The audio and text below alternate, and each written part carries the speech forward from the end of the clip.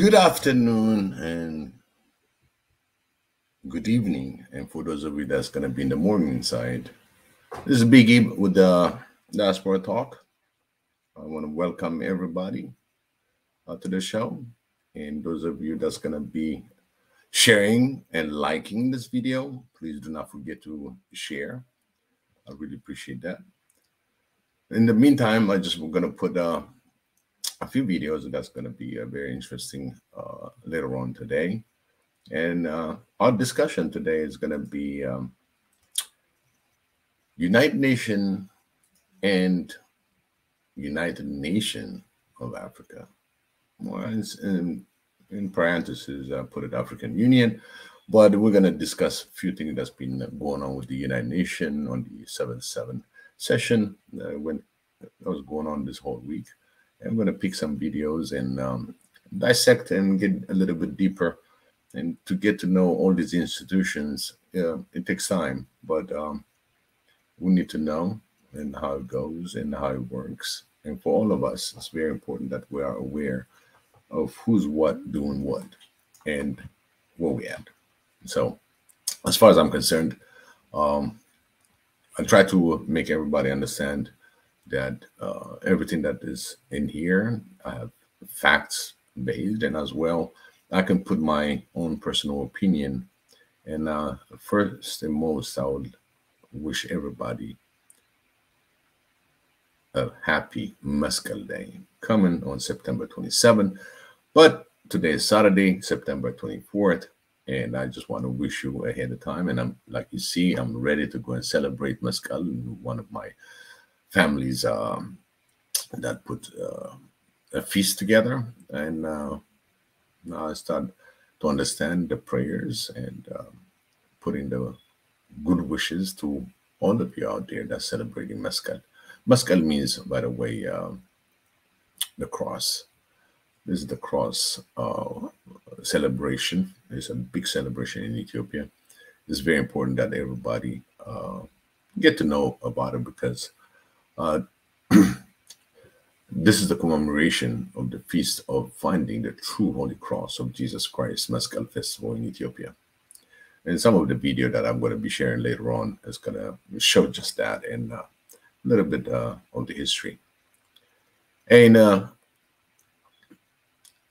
going forward on the agenda that I just put together is the United Nations. What is the structure? What they represent? What's been done?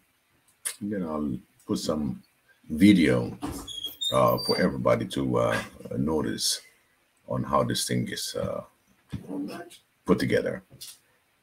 So just give me a sec. I'm just going to share a few things, and we'll take it from there.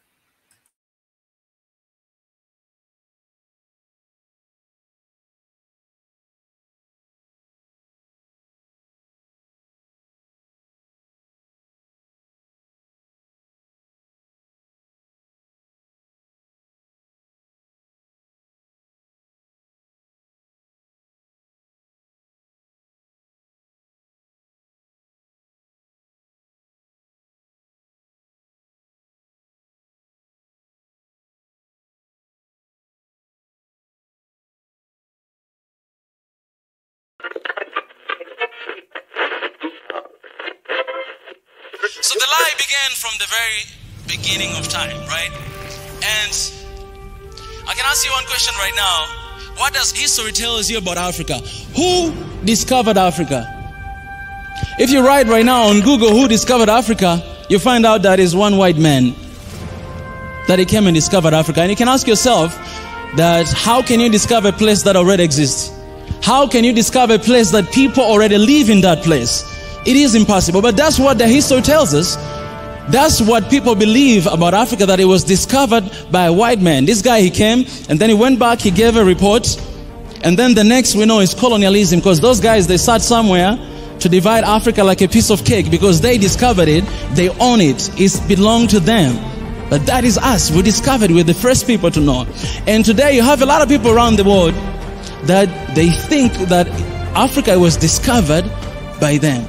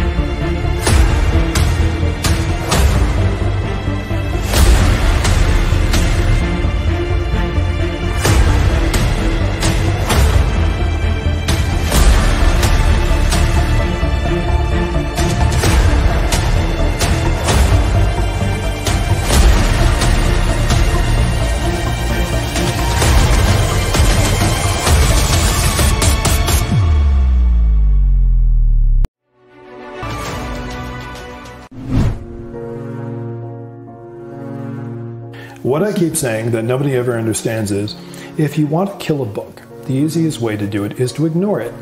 So every time they come after me and over my books, some people rally and go, hey, they're going after Jeff's books. Buy more of Jeff's books. Thanks, TPLF. You just increased my sales. I'm not going to be disingenuous and speculate, but I do find it damn odd. What the hell were they doing there? My response to the international community is get stuffed. My response to Alex DeWall is get the blank out of here. Alex DeWall is a consistent liar and a hack. Why is it they're not listening to someone like you? Or him? Or him? Why is it that they're not listening? Why is it that it takes the white Ferengi guy to say, hey, you don't get to dictate to 54 other countries how to do their business? So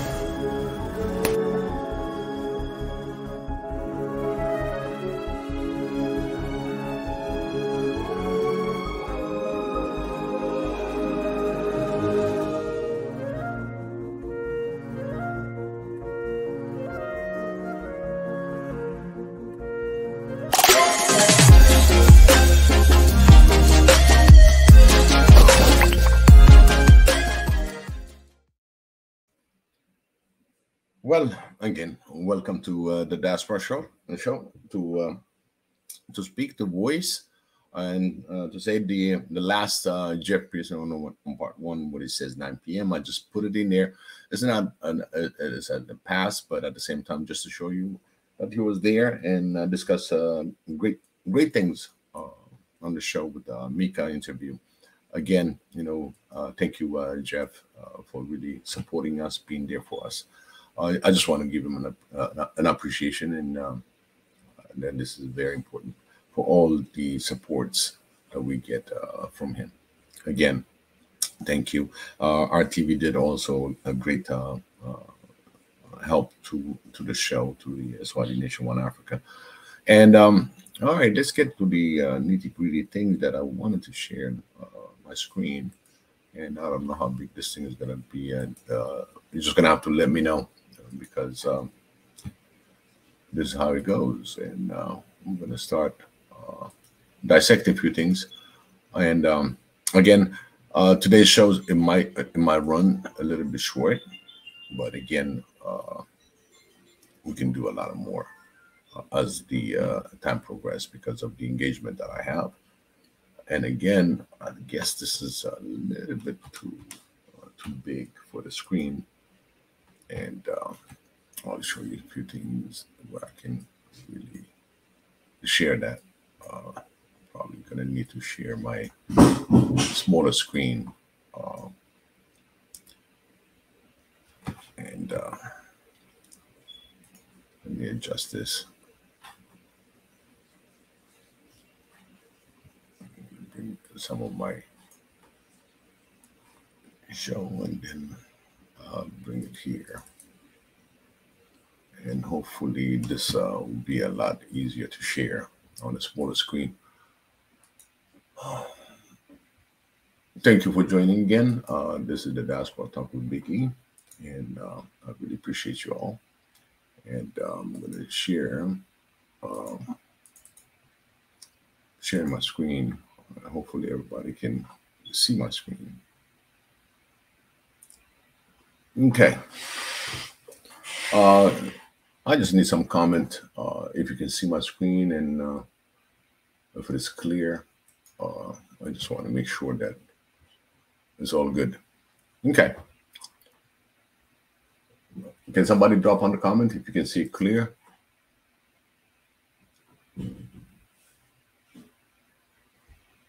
Hey, Marit. Salam, salam, salam. Happy Maskal celebration coming this week on September 27th, 3 days from now. All right. Hi, Only. Hi, Deborah. Thank you for joining. And those of you that are watching, welcome to the Diaspora Talk Show. So, as you can see, this is just a little PowerPoint presentation that I started working on. And if you notice, it says straightforward. I mean, it's United Nation and or slash versus United Nation of Africa, because everybody's kind of going to the United States, and I noticed that furthermore in the United Nation, they address countries, nations as states. So basically, it's some other big plan, and that's why I just put United Nation in red, and then I put African Union in red, because both of them are running on red, as you all know it. So it's up to us to really turn it to green. But one thing new that I put it in green is the United Nation of Africa. And as it states, yes, these are nations. And there's no way we can shrink them down to be states. And so, in my opinion, you know, I would call it the United Nation of Africa. So below it, as you can see, I just put the UN and versus UNA. So I just want to get some feedback how you see this. If any of you out there watching this show, if it does make sense, because if you look at the United States of America, these are states put together, and these are states in different time that have been North and South war and everything else, and at the end they became a state under Northern America, and in fact it's going to be America, Central America, and become states. So what is the agenda? If United Nations has the real meaning that United Nations is formed of all these states versus nations, because I see it coming in different topics when they talk about Algeria, they're talking about different countries. And in fact, I try to really decipher these 193 countries that are there put together. And I just run short on some of my analysis, but I already started, you know, I already started to understand when they joined, when this whole thing happened. And I bring this to our discussion because we cannot get away saying, well, the United Nations is not doing anything, and of course, AU is not doing anything, but we need to participate and understand what kind of value we as individual citizens of Africa can push information. And I started talking about it yesterday on the recap show, and hopefully Anati will join me. I don't know if he's going to be available today, but I hope he is going to be joining me, because there are so many things that really X me, and I'm going to share a video, and this is from the foreign minister of Africa. And thank you. The only responded, yes, I prefer the term United Nations of Africa. Yes, it keeps everything intact. But the unity is one goal, is the union of Africa. So while everybody's pushing another, or they call it the second USA, I don't understand why. First of all, we said in the making, but they already established in the statement of on their documentation that was trying to push, helping them in the making of the second, they said second USA, no, the second United States of Africa. And I was always questioning, where's the first one to begin with? So they're using this term any which way. If they want to make you big, they call you nation. They want to make you small, they call you state. And I mean, this yo-yo on the preference on how you've been addressed in different places, it makes really I'm a nation now. Suddenly, I'm a state. If I'm a state, so that means United Nations is running me. So there's a conflict in the term. That's why I said we got to get engaged on anything and everything that's going to talk about the continent of Africa. We cannot afford to stay behind and not do anything about it. At least in collaboration, I don't know if you recall, we called for the return of African heritage from museums throughout the West and throughout the world. And in fact, we have one of our commentators, Marit, that literally mailed the letter that was formulated by Swahili Nation One Africa.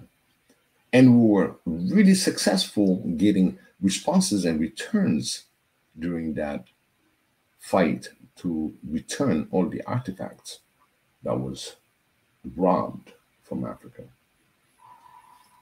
So again, instead of running around and beating the bush around the bush and not doing anything, I encourage every African, even though it can be irritating on some of the subject or some of the things that are now done, we need to decipher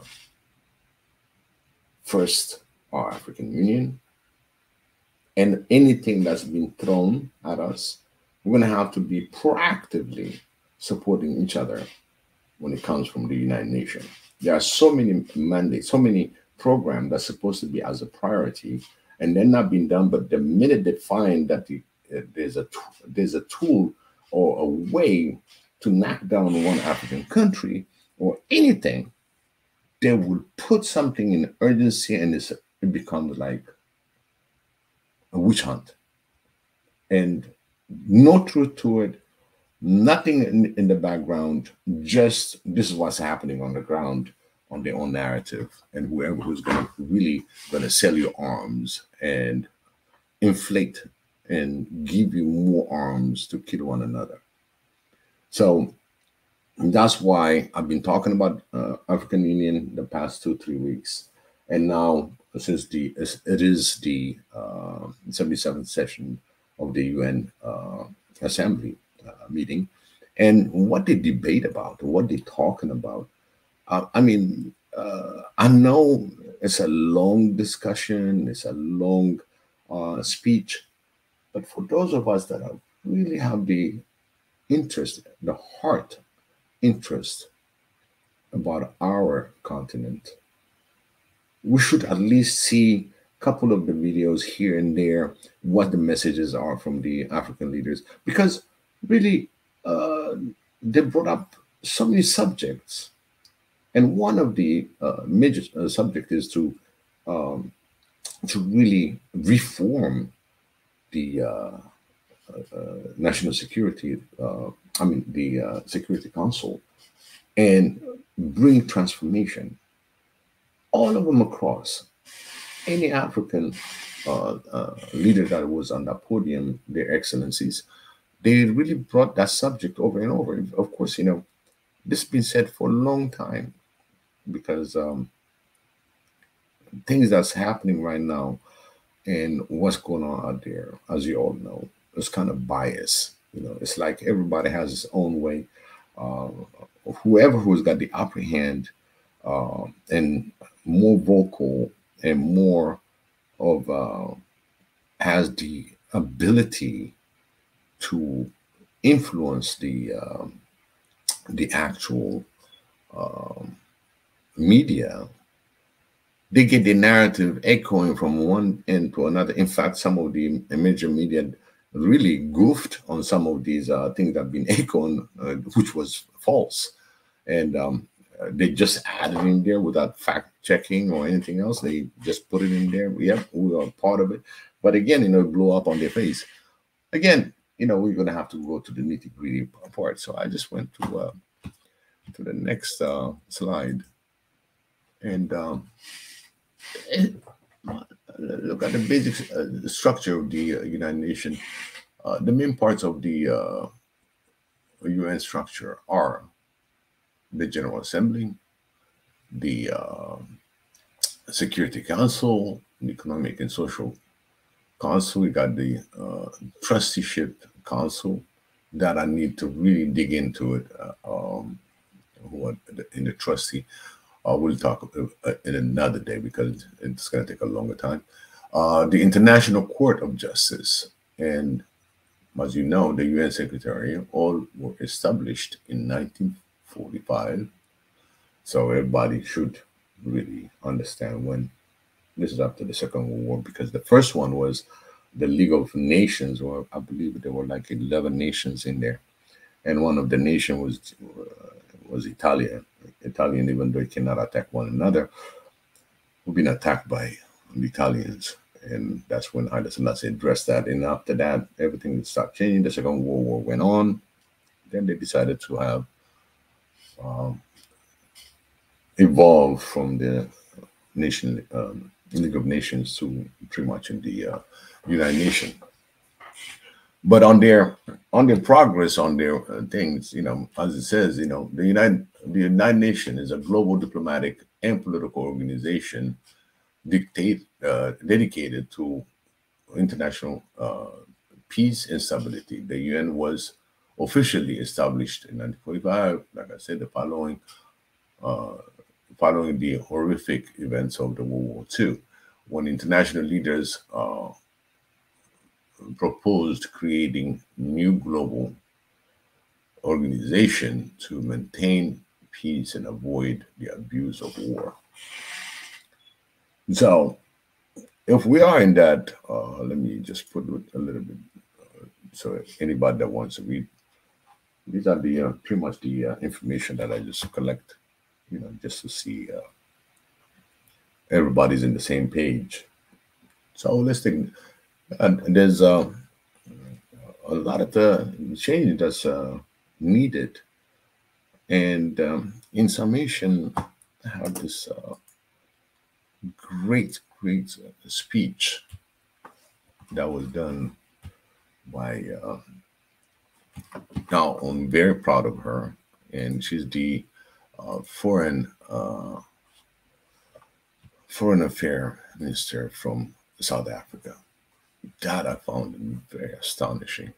I find her very poignant on things that need to be done, what's supposed to be, what's required really from the United Nations and how it's operating now. So I'm going to share a video from her.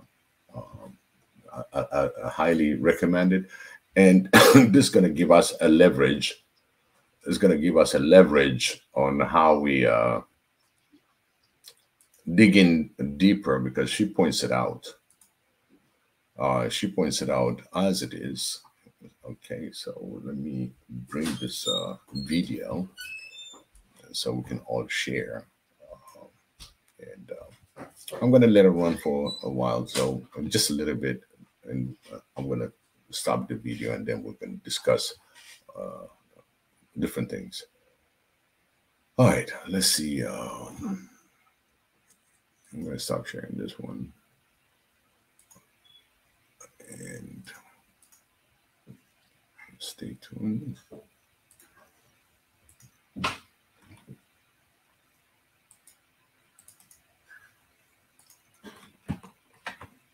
I'll find a very, I have a total respect. I've been listening to her in the past, and very, very nice. Okay, as you can see, I'm sharing it, and let me know if you guys see it.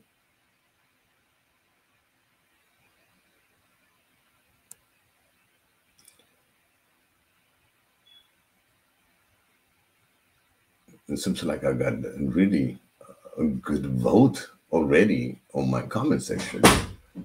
The AU versus UNA. Thank you. Thank you so much. There we go.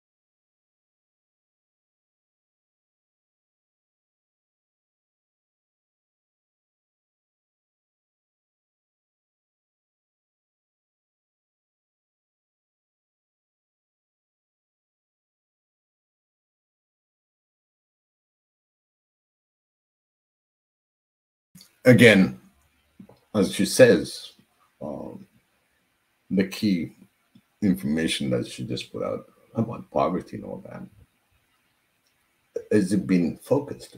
Is it, oh, you don't, there was no sound? Uh-oh. The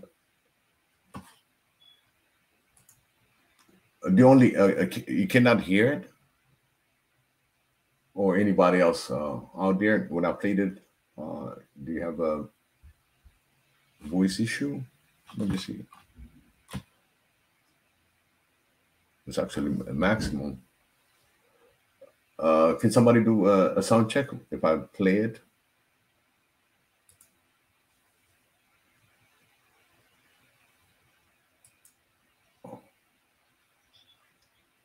How about now?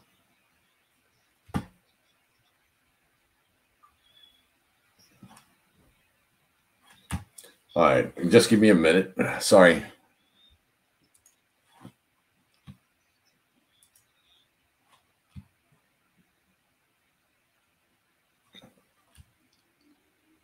Okay, let's try again. I just want to share this. I don't know why it's not there. Let's try it again. Again, when we talk about good stuff, you know, even the sound goes. It's amazing. Let's see.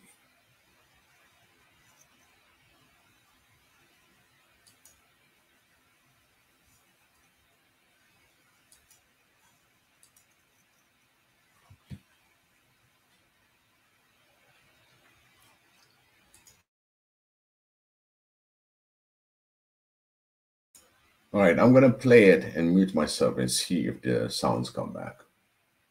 So thank you so much, really, on the feedback.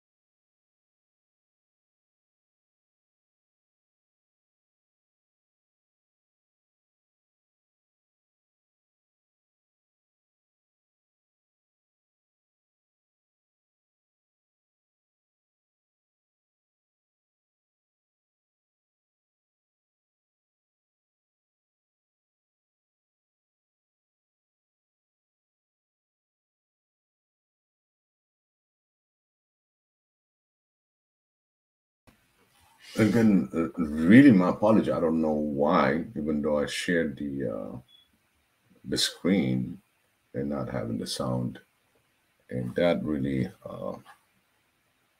bugs me. Let me see.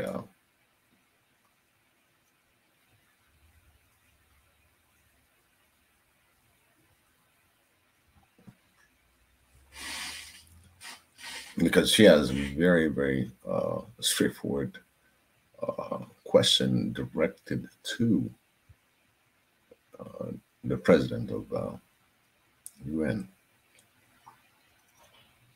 But can you hear me? Can you hear my voice though? That's number one.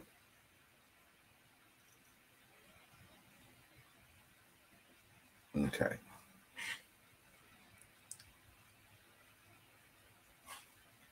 Let me see if I can bring. Let me see if I can bring it on here, because and that was one thing that I was really ready to decipher with her. One thing that they about. So just give me a second. I'm going to come back onto that one.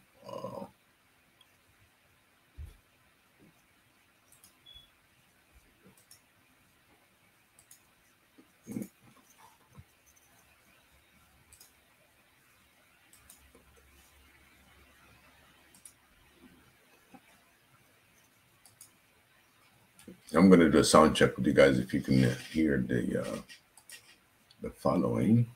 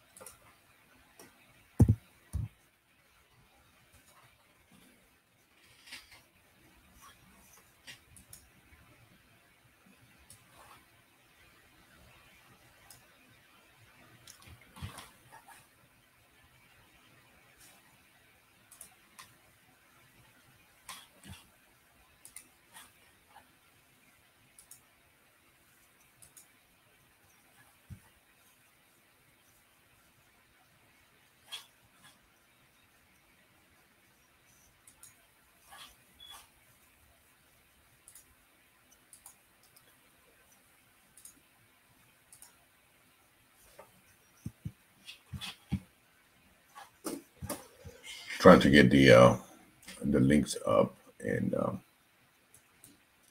see where we're at.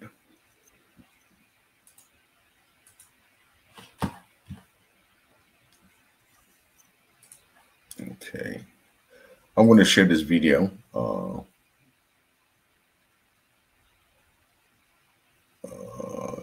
Let's see what we got here. Thank you, Marit. Yeah, don't forget to like the video, because it puts us on another algorithm. Every time people likes it, then we're going to have to share it, and it be reshared again all the way through all the subscribers, because we got a lot of algorithm issue. Thank you, Marita, for putting that on the comment section. So I need to know if you guys can hear. This is the Swahili Nation One Africa funding.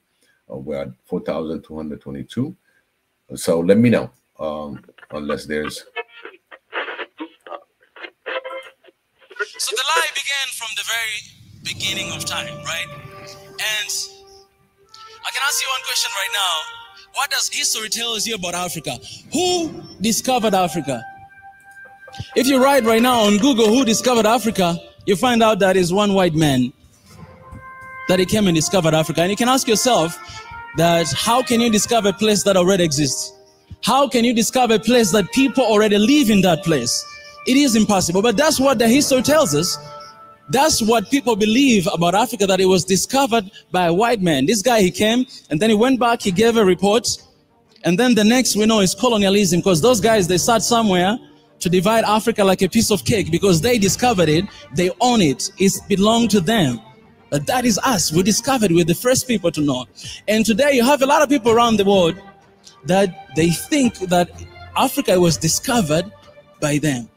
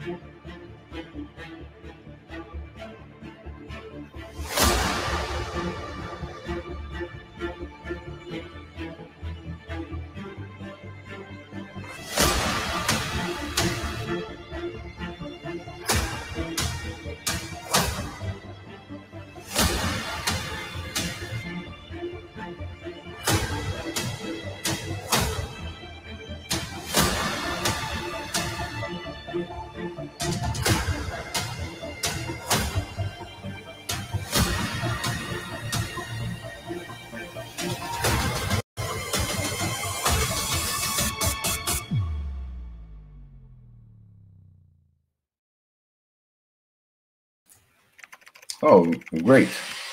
Thank you so much for confirming that you can see that, you can hear that, but that video, that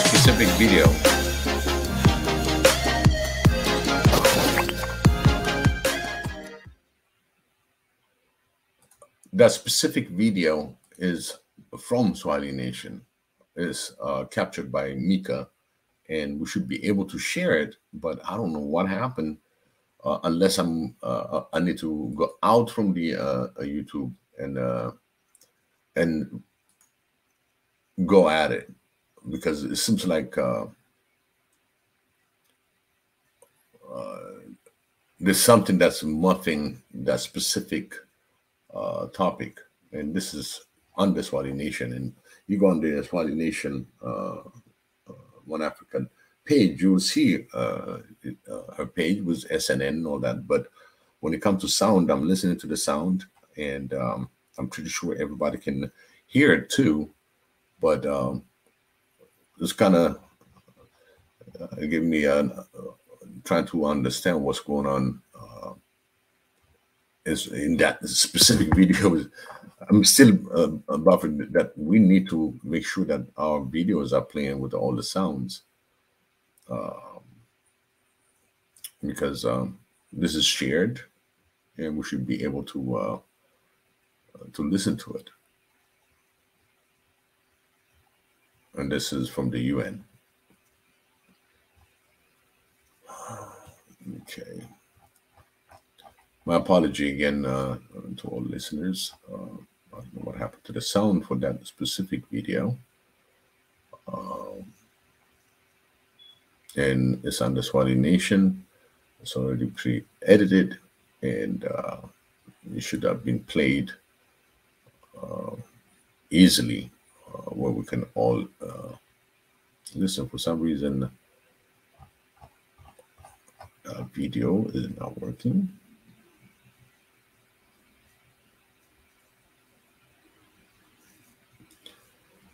Okay, I'm going to do a sound check to share and see if you are able to listen to this one. And this is by the Kenyan president, newly democratically elected president. And okay, let's see how this thing.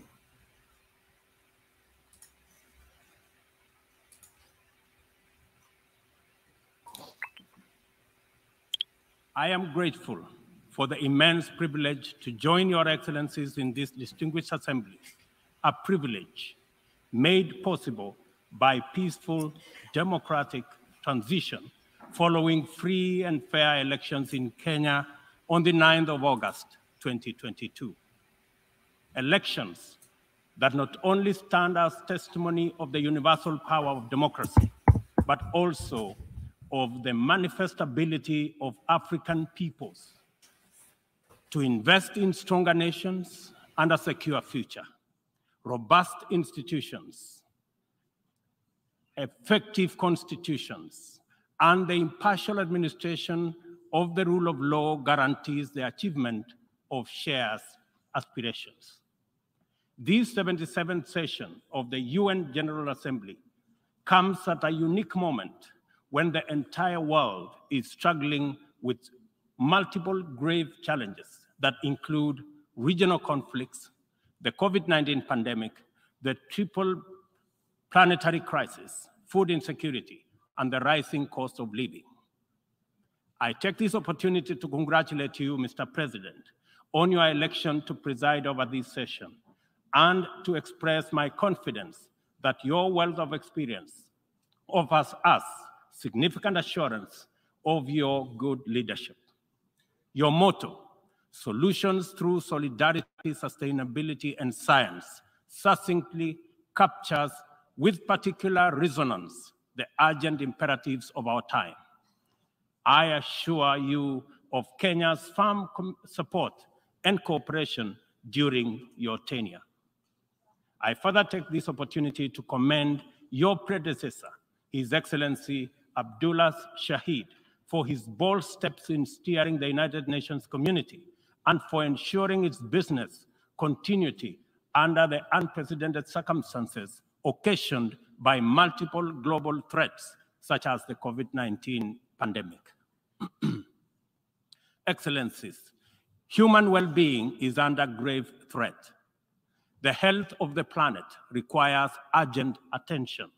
The immense pressure exerted by conventional threats such as climate change, the global food crisis, terrorism, cybercrime, and armed conflict has been compounded by unprecedented, devastating disruptions due to COVID-19. I express my approval of the theme, a watershed moment, transformative solutions to interlocking challenges. Because it boldly signals the window of opportunity we now have to escalate our engagement from firm consensus to decisive action. In many respects, the COVID-19 pandemic stripped us of many illusions and exposed stark justice and solidarity deficits in the face of existential crisis. It brought into sharp focus the global economy's two-lane highway, repressively patrolled by a rising tide of exclusionist nationalism, a specter that undermines prospects of collective action and significantly impairs the resolve of the international community to guarantee fundamental rights, including safety and dignity of the world's vulnerable majority. It is also for this reason many nations, especially from the global south, now advocate for the democratization of the global governance and a reimagined multilateralism that is inclusive and works for the good of all. Kenya stands ready to work with other nations to achieve the Pan-Africanization of multilateralism and a more just and inclusive system of global governance. It is important to reflect on these matters as we do our best to get our people, enterprises, and industries back on their feet so that the engine of development can power our societies towards prosperity that actually leaves no one behind.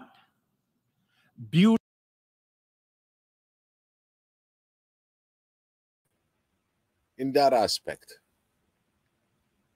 no one left behind. So, what is the president talking about? You know, I'm so proud of the African leaders that showed up in there, voiced their voices, and what they want to achieve, what they want to put in together, and telling the UN of the become transformative. We, the people, we are the one that elected those presidents. And they are at the UN level still making sure that everything is supposed to be transparent and active. And it shows from the COVID-19, the exclusivity. While everybody gets $17 trillion to work with, Africa was given 30 million instead of $100 billion. They gave us 30 billion. And the South African president already highlighted, he said, what can we do with $30 billion? Where are we going to go with it? And so they remarked on things that in the past within the COVID, because this is the first session in person that's been the session, the 7/7 session happened face to face this year, 2022. But all this time, it's just like everybody probably, some of them face, but some of them really online. But what are we as Africans? When all this information is going out there, can we collectively have a network where we can demand on issues that they're not paying attention, because the priority changes. Again,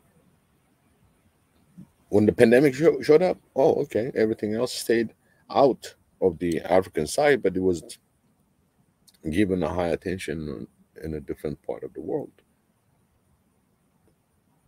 What can we as African citizens and Africans can do for Africa?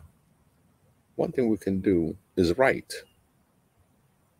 And I know we got a lot of people that have the writing skills.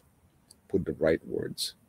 If it is in the legal part, put the legal documents. We need to fight, as they say, with pen and paper. Anything that the paper holds is always there. Yes, we got the electronics version, but the electronic version is all condensed. And you can write everything, including all your library and books, and you can empty all the shelf. And you turn around, oh, I don't have my shelf anymore. Why? Because everything is digital. So that means if we are really digital world, then we're going to have to really use our digital pen and paper. Address the right body. Get to know which body does what. Can you imagine, let's say, I'm in the somewhere in the agricultural or economics, any of the departments. My average email is about maybe 1,000. Now, can you imagine that sector of our interest of the continent, we start writing. We are 1.4 billion Africans. It doesn't mean that 1.4 billion is going to be writing, but I wanted numbers, I want demand. So from 1,000 a day email that I'm getting, now you got 1 million email that's going to come. Do you think they're going to ignore it? They're going to be deleting it? I don't think so. And when we do use the pen and paper, and at the same time, we put our own narrative that we demanded the UN in such manner that this matter has to be addressed in their session, because it's the interest of Africa and how we're going to be dealing with everything else that we have. So if we don't put it in writings and address it, there's no solution. There's no solution. So let me put furthermore of his, because this was a bold speech of William Ruto. And see, Building back better is the universal right. It's start your business time. Real estate is booming. I should be booming.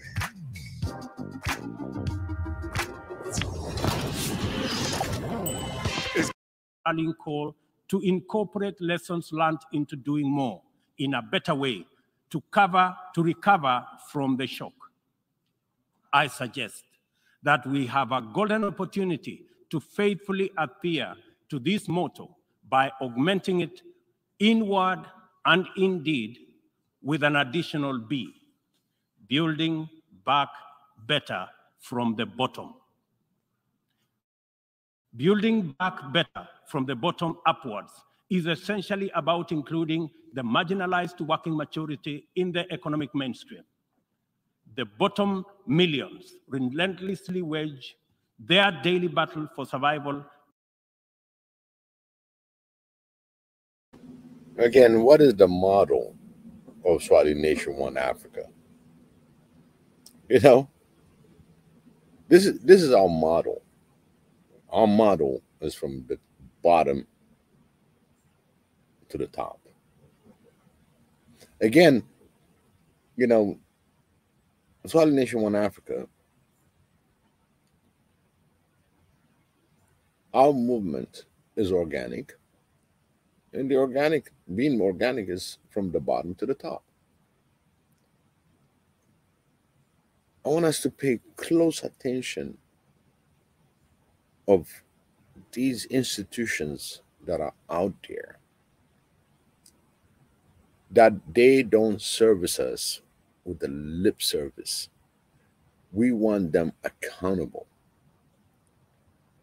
One of the things that this is on the UN session, but any organization as such in the international level, we got to make sure they are aligned with the African citizen vision, with African vision. We have our own interest. We have our own agenda. The world might talk about different agenda, but the agenda for Africa is very specific. We're so specific that they all neglects it, don't talk about it. Every session that comes, they will talk about it. Then the next thing you know, it's like I told you in the early conversation that it comes out from the briefcase, it goes back to the briefcase with no other follow-up of solution. 2-3 months before the summit, meeting, commission, it comes out, oh, where are we at? We lost precious time. We're losing very precious time. Because every time we ignore poverty, the issue of poverty,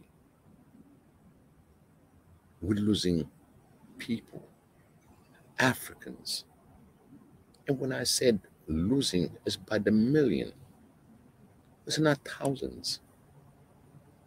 Some of them are not even registered in their own environment to really say they're accountable. But we know when they have 8 million, 10 million, 20 million displacement, those are the ones that are able to walk. These are the people that are really are on the last breath, that they had to leave. So the number, it depends who's seeing the number and who's paying attention to the statistics on how African is he to put this number together, or will let other entity to do the numbers for us. Here we are now. They're putting all these numbers for us in the past. Now we're the one that's going to change those numbers. Those numbers are African numbers. Those numbers are African issues. We're not going to wait until some other entity is going to make a decision and how they're going to be working with us. We're very strong. We are a young Africa.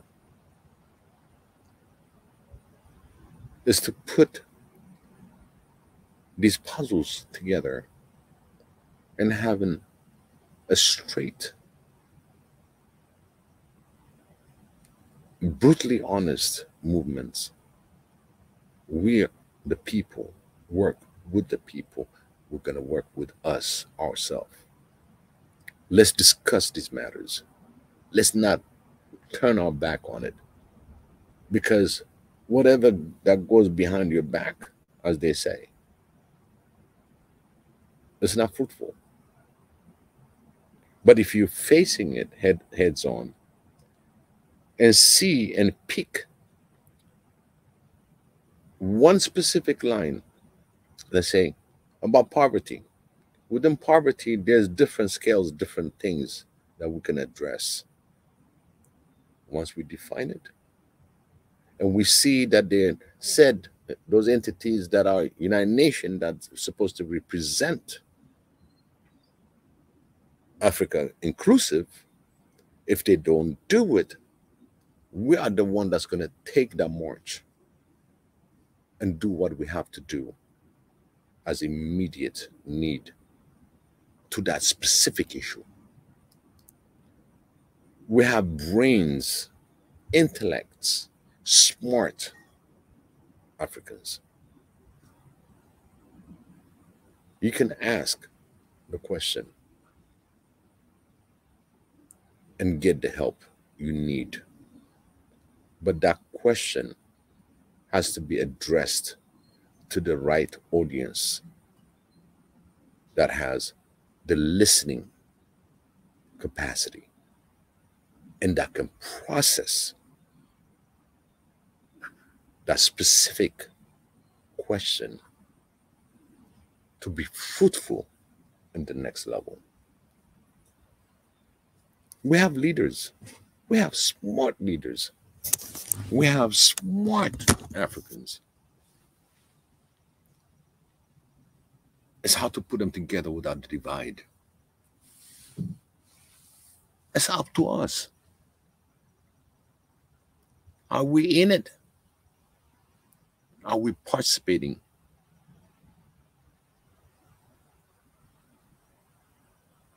Our Creator gave us this opportunity, free will, and specifically the free will that those that are in need.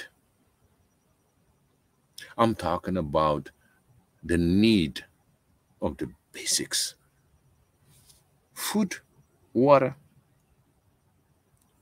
Education comes later, but the food and water.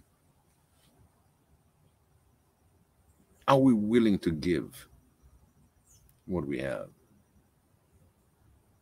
Or share on what we have? Because those that are starving don't have internet connection, don't have a cell phone.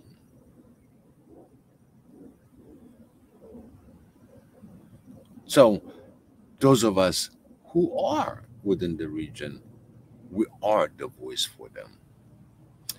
Just voicing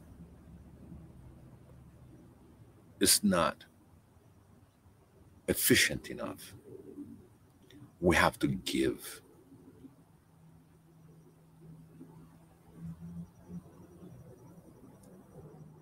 We are working toward eradicating poverty. And yet, the poverty is at the highest level. At the highest level. Inflation is hitting like left and right. Food scarcity.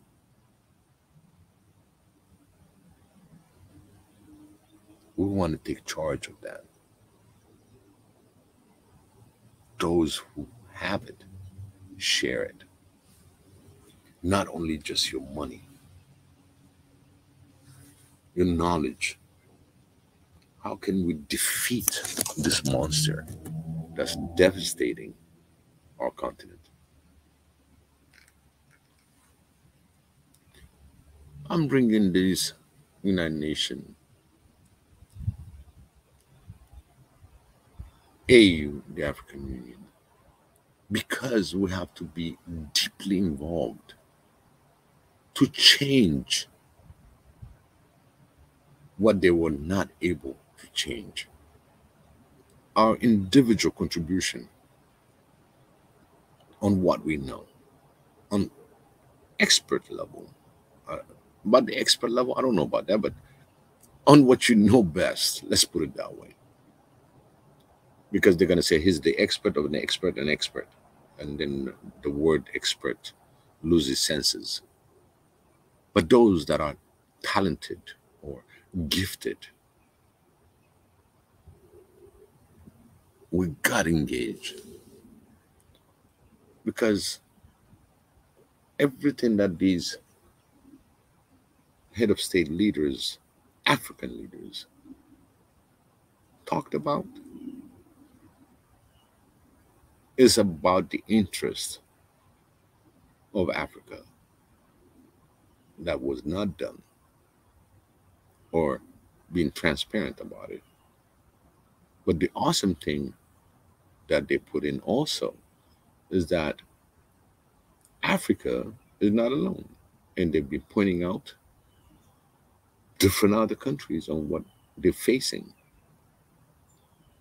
So that makes us really to get engaged full force with the world.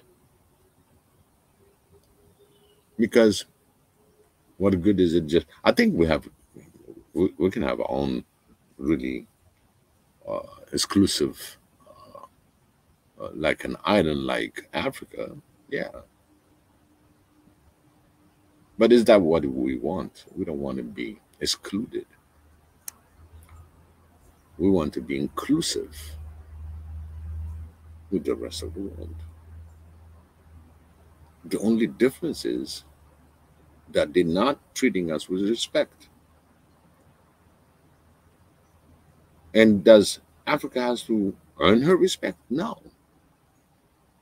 She earned it already, way before the word was formed. Because the first men or women that ever walked the earth is from Africa. We've been blessed through Xavier.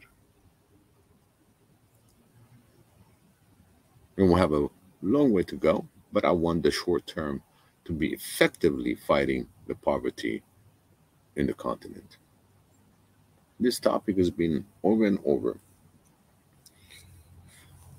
throughout the UN, throughout the African Union, United Nations, African Union, but still we didn't see we still have people displacing themselves because of drought, because of the famine, wars, because of this. So we have to identify all these sectors, and we as African collectively network and start looking into these problems. What the only solution?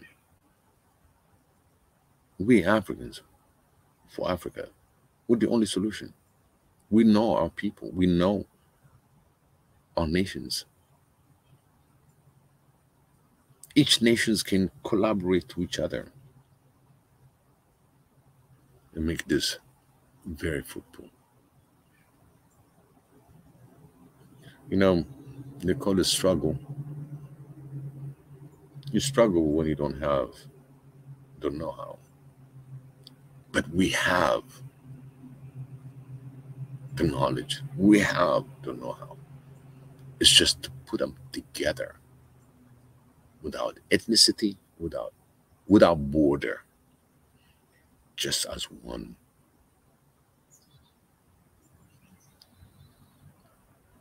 And that will make us great Africa. Without resources, both human resource and as well natural resources. For 1.3 or 4 billion, we could easily go to the best schools, create our own best schools according to our wills on how we want Africa. We could build all these infrastructures. We can build all the energy that we need. But we've been divided. purposefully. This is now we say no more. No more division among African. You see, you're Tanzanian, you see Somalian, that's your brother. You see a Ugandan, Rwandan, your brother, sisters. We embrace our culture, our national cultures, and how as well the African culture is so rich. We have to take that divide that always gonna put us into conflicts. Conflicts is no good. We need to use that energy into non-conflict.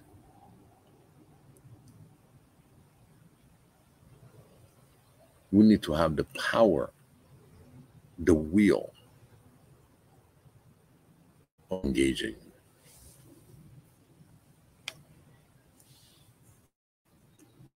I'm going to put a little bit more of his video, but I'm going to work on the other video. But here's what's about that. In a crowded arena characterized by scarcity of opportunity and generally precarious existence, the ingenuity, optimism, resilience, and energy in this ever-bustling bottom is sometimes called hustling.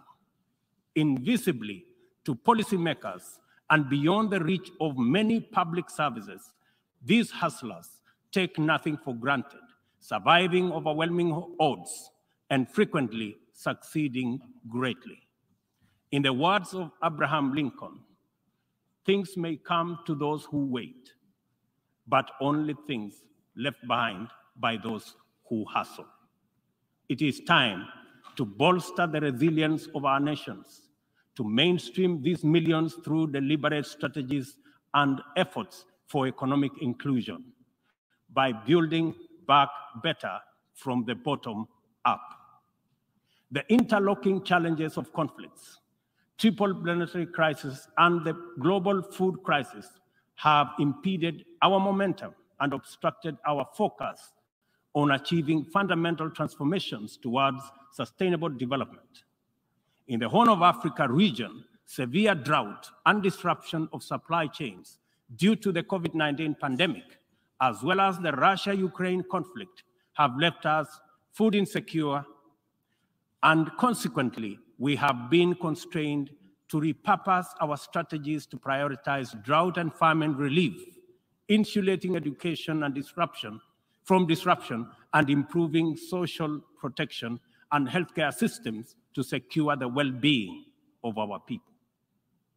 Many countries now bear witness to the unsettling phenomena of rivers, canals, and water reservoirs that are drying up on account of drought and heat waves occasioned by climate change.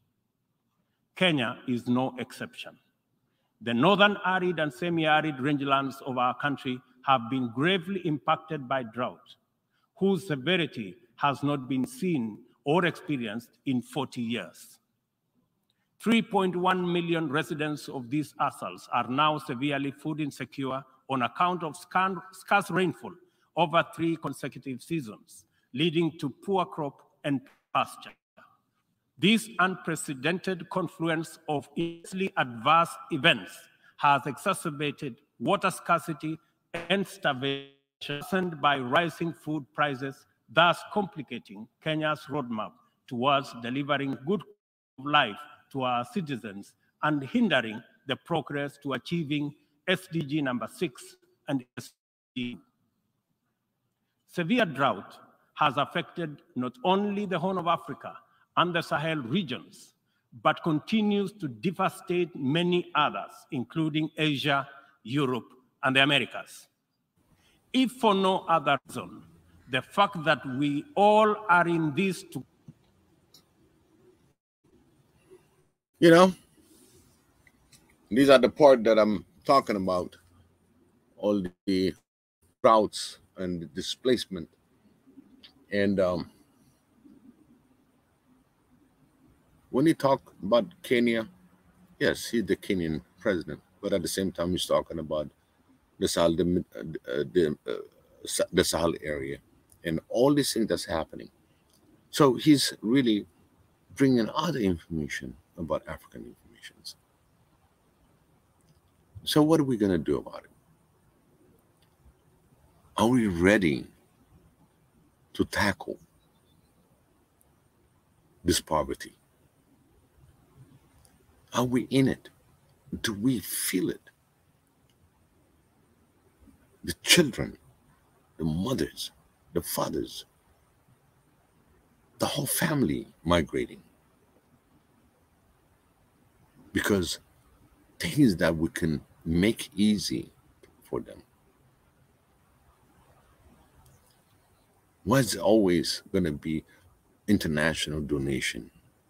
Why don't we be the one, we that are out there living a better life,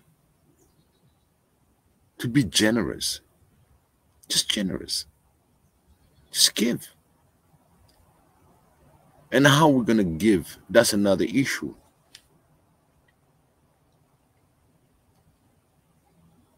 Because it can be in pure heart, helping, giving everything that you have. But how does it, that resource, that source of fund reach the people that are affected? That's one part we need to work hard for transparency. And we have all kind of tools to make it transparent. But again, they make it so hard. Things that's supposed to be put in Excel, they want to put it on Word as a, you cannot manipulate the data. They make it difficult because now you got to convert from a Word document to Excel document and create a table. And you, this, everything that is in numbers, anything that you're going to be using, is being kind of corrupted. It's just you're going to see something in words and you're going to read and read, but our calculation, the way we're going to be looking at these things, you know, they can be so boring that even your bank statement, sometimes if you look at it, it's not the way you want it. It's supposed to be on Excel sheet. It's supposed to be on something that you can manipulate, but you have to download it and then you have to do this and do that, because you know what? There's something crooked about it. There's something that they don't want to be accountable for. So they camouflage it. Oh, read it. Here's your statement. You see your balance. You see this, and this is what you have. We have to change that, because I want to see real names. I want to see real people that have been helped. Not like a mass helping, but we want to know what the money went to. If it is a family of 4, I want to see my $100 going $25 each. These are the things that we need to work. We need to put a platform that's so transparent for our people, because most of it has been eaten up by the operation. Of course, there's a cost. I'm not going to deny it, but at least we can minimize that portion of the cost if it is so transparent. And if you're going to say it's going to be on a voluntary base, no, we cannot afford having it on a voluntary base. The volunteers can be on the ground. The volunteers can do the numbers, the statistics, and help out. But when it comes to the real core of funneling funds and information, has to be somebody that's going to be permanently hired, permanently doing the job that he's supposed to be performing. Yes, it's part of the cost. And if the guy or the gal costs us $100,000 a year, can you imagine 1 million of us is going to be 10 cents each other per year to have that job secured? And there's also a vetting process that we're going to have to look into. So we're going to need to vet the right people for the right positions. We'll have a lot of work, but we don't discourage, because this is where the platform is right now. We're discussing about it. And I hope I enlighten some people that's going to be thinking about them. There's some idea in here. Hopefully, because I came in the name of God here to give me the help to pass this information. Every day, think of Africa. Put it on your calendar. 15 minutes of your time. If you have the idea, run with it.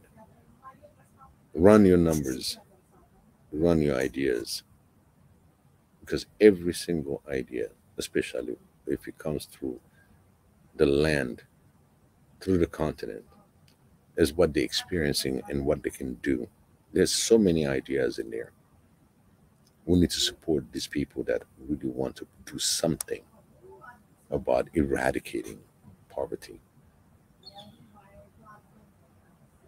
I want to feed the continent, my brothers and sisters, with their brain so they can feed the stomach. So that comes to another level. You feed the brain, the stomach you can take, because your brain is going to be doing all the calculation how you're going to obtain a job and secure. But now I hit you on your stomach.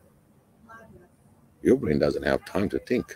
The only thing it's got to think is how to get rid of this hunger or thirst, or better place to move from where you are. So they occupied into moving from one area to another just to satisfy their hunger and thirst. So how can we push education to them while they're hungry? They don't want to hear about anything about education. They want food. They want water. In fact, they're not even asking about electricity.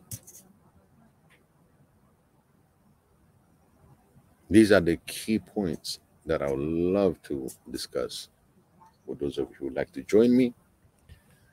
And I'm going to put my invite.